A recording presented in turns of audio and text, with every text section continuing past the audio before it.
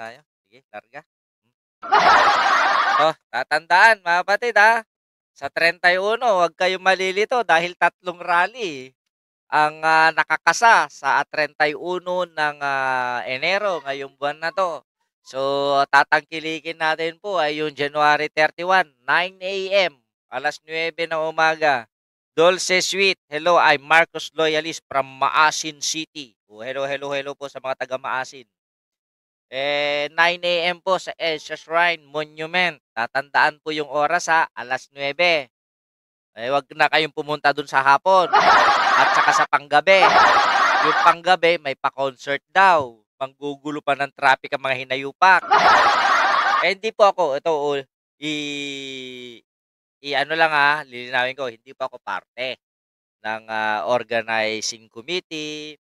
Pero ako po ay tumutulong lang sa pagpapanawagan kasi baka malito ang mga taong bayan. Baka sumama kayo sa liwasang Bonifacio ng mga makabayan na sinuportahan ng mga BBM vloggers noong nakaraan. Ito po ay yung mga multi-sectoral group na nananawagan for impeachment. Ito yung speech coalition na tinatawag para kay Sara Duterte na sana matanggal na ang hinayupak. Speaking of rally-rally, nagkakagulo yata sila. Bakit kamo? Kasi ito ayan yung mga grupong bakla, imbes na suportahan nila yung kanilang mga kasama, ay do not attend ang tawag. Bakit kaya? Do not attend the January 31 rally ni na Shelo Magno. Di ba si Shelo Magno nambabatikos yan sa gobyerno? Di ba? Bumibira yan sa administrasyon ni BBM. Pro Martin Romualdez yang rally. Didn't even name him in their list of complaints. Asia Corruption King. Anong kinalaman dyan ni Martin Romualdez? Bakit nila idadamay? Sinasabi ni Mr. Alan Troy Sasot, aka Mr. Sas Rogando Sasot, meron daw kailangang ireklamo. Anong kailangan nilang ireklamo patungkol sa BICAM report? Itong sinasabi ni Ungab na to. This is the signed bicameral conference committee report received by the House Bills and Index Services dated December 11. Birador Vlog, shout out. This is the evidence that there are 13 pages of 28 blank items are in this report. Nung nagpakita siya ng dokumento, wala namang blanco rito. Diba dapat ang ipinapakita ni Ungab, ay yung mga items na kung saan blanco? Paano ititreat na ebidensya to? Puro mga bago, no? Sana kung magpakita kayo ng ebidensya sa publiko, yung actual na dokumento na dapat ireklamo, na pwede maging basehan, maging ebidensya sa mga kagaguhan nyo. Kung titignan mo to, wala namang blanco. Real talk, So, kung ito ang magiging ebidensya, kung ako ang judge, sasampal ko yan sa mukha ni Ungab. Matutulak. Kaya tayo dyan. Dito tayo. Nagpapa-epal si Sara Duterte. Imagine tayo. Pahiya nga si Digong sa sinabi ni Derlun dyan na budget, no issue ng ads. At legal yung ginawang hakbang. Diba? Wala man. Ni Zoe. Okay, sino pa ba yung mga press one lang yung mga hindi ko pa nabati para maka-check-in tayo, maka-attendance kayo. Sabi dito ni Epal, ni Sara Duterte, nagpapa-Epal dahil sa mga SAP 44.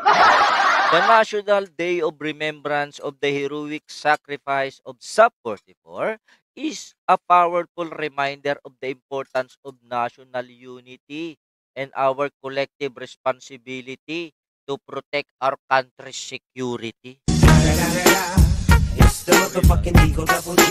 Hoy, merong dyan, meron nagpa-blue. Maraming salamat kay Music for Life PH DJ Melvin. Oh, thank you so much. Arigato!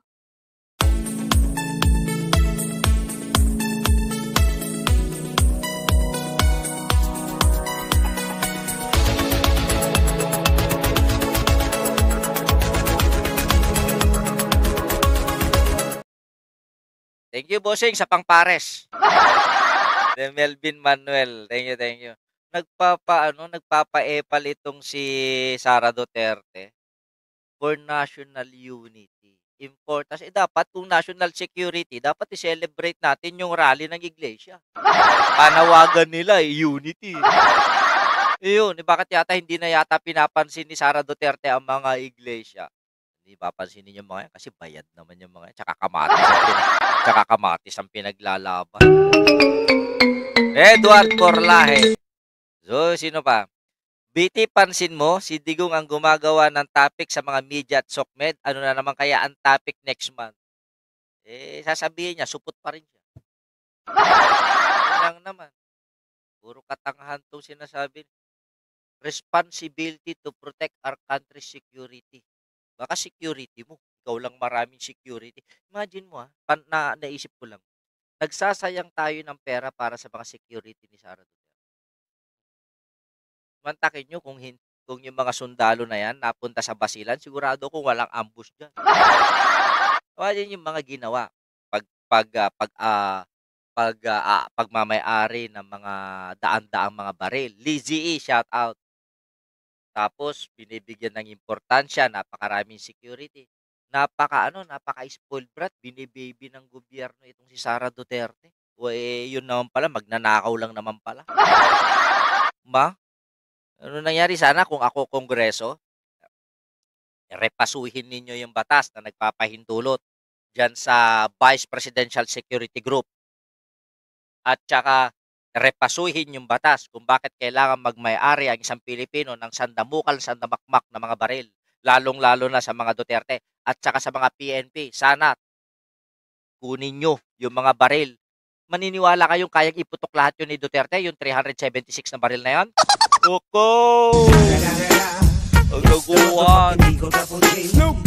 Kaya itong si Sara Duterte masyadong binibaby ng ating gobyerno para gumawa ng katarantaduhan. Kaya payag na ako ma-impeach to. Hindi lang ma-impeach, bitayin nyo na. Kahit wala pang bitay. Ma'am Fernanda Dietz ng Germany. Hello, hello. Okay. So, dito tayo ha. Ano yan? Tapos, impeachment protest. Ay, eto tuloy-tuloy.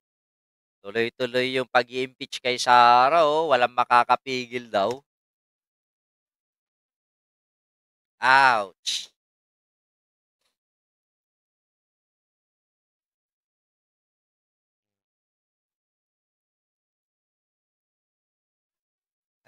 Naiipalan ako dito kay Franz Castro.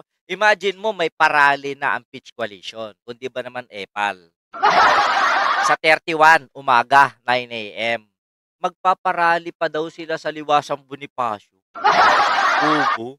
Ay, pinaglaan si Tandang Hukluban ng mga baril para sa mga NPA. Pinaglaban daw. No audio sa video. No audio? Video?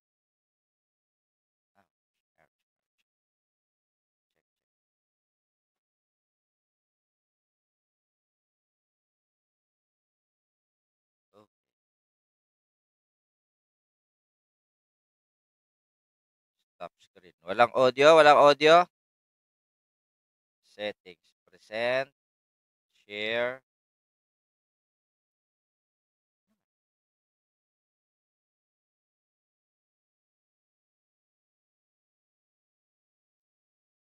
Saan na ba yan? Audio. Ayun. Share this tab instead. Okay na? Okay sound? Okay. Wala kabsat? Okay. Paki-check. Nagtipon-tipon naman. Meron na ba? Habang buhabati tayo, paki-confirm lang kung may audio na para magawa natin ng paraan. Pero I think okay na. Okay na. Okay. Thank you. Maraming salamat.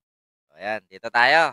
Birahin natin. Tuloy-tuloy ang impeachment. Mga grupong nais na raw umusad ang mahakbang para sa impeachment complaint laban kay Vice President Sara Duterte.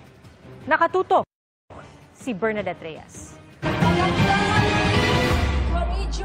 Nagsama-samang iba't ibang grupo sa Naipalan ako dito kay Franz Castro. Pati isa rin 'tong Aquino na 'to. Sa Roma sa Maynila para ipanawagan ng pag-usad ng impeachment kay Vice President Sara Duterte sa Kongreso. Simulan ito Ginamit pa si Cory, no? Ginamit pa si Cory, yung birthday ni Cory kahapon. Ginamit dito sa panawagan ng impeachment. Kung tutuusin, kasalanan ni Cory Aquino kung bakit malabis yung mga Duterte. At totoo lang, inappoint si Rodrigo Duterte. Mula nung inappoint ni Cory si Rodrigo Duterte, hindi na tumigil sa pagnanakaw yan. Kung sino may kasalanan ngayon, Cory Aquino.